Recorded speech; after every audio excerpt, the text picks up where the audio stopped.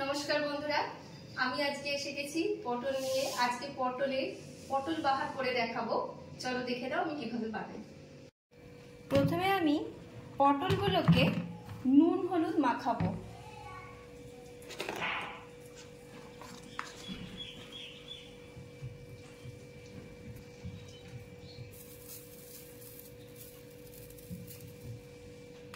এটা আমাকে অন্তত 5-7 মিনিট মাখিয়ে রাখতে হবে, নুন হলুদটা ভালো করে মাখিয়ে।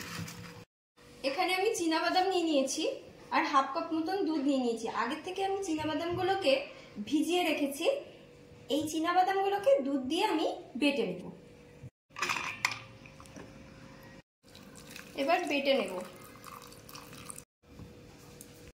দেখো আমার দুধ আর বাদাম কত সুন্দর করে বাটা হয়ে গেছে। চলো এবার মূল রান্নার দিকে যাওয়া যাক। রান্নাটার জন্য আমার তেলটা গরম হয়ে গেছে। এবার আমি পটলগুলো এই তেলে ভেজে নেব।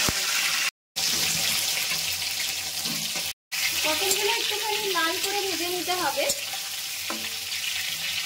আমার পটলগুলো হালকা লাল করে ভাজা হয়ে গেছে। এবারে পটলগুলোকে তুলে নেব।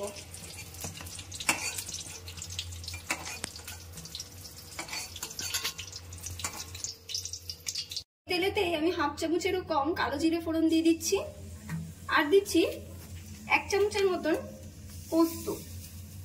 পোস্তটা আমাকে লো ফ্লেমে যতক্ষণ না পর্যন্ত একটু লাল করে ভাজা হচ্ছে একটু তেলে ভেজে নিতে হবে। ভাজা হলে পোস্তগুলো তেলের উপরের দিকে ভেসে উঠবে।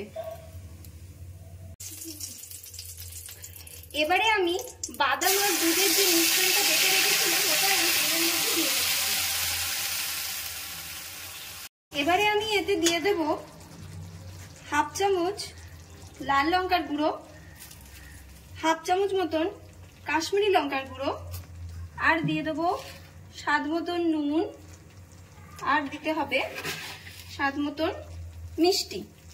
দিয়ে ভালো করে মিশিয়ে নিতে হবে। আর এটা করতে হবে সম্পূর্ণ লো ফ্লেমে, কারণ বাদাম কড়ার নিচে ধরে যাওয়ার একটু সম্ভাবনা থাকে তাই। এবার ভালো করে কষিয়ে নিতে হবে। আমার এখান দিয়ে তেল ছেড়ে দিয়েছে মশলা দিয়ে। এবারে আমি এর মধ্যে পটলগুলোকে দিয়ে দিচ্ছি।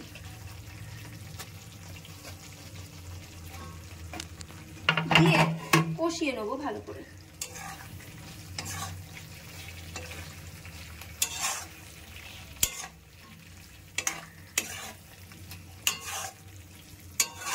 আমার এটা কষানো হয়ে গেছে। এবার আমি গ্রেভির জন্য এখানে গরম জল একটু অ্যাড করে নিচ্ছি। এবারে আমি এটাকে লো টু মিডিয়াম ফ্লেমে খানিকক্ষণ চাপা দিয়ে রাখবো। এবারে আমি এতে 2টো চেরা কাঁচা লঙ্কা, 1 চামচ মতন ঘি আর গরম মশলা একটু অ্যাড করে দেব।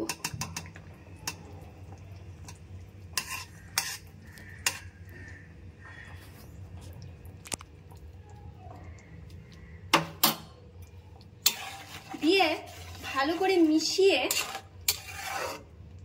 আবার কিছুক্ষণের জন্য আমি চাপা দিয়ে দেব।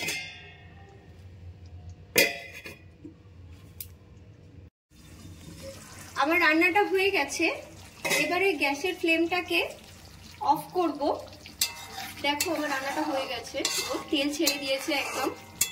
এবারে আমি গ্যাসের ফ্লেমটাকে অফ করে দিয়ে আবার 2 মিনিট আমি স্ট্যান্ডিং টাইমে রাখবো। আমার পটল বাহারের রেসিপিটা তৈরি হয়ে গেছে।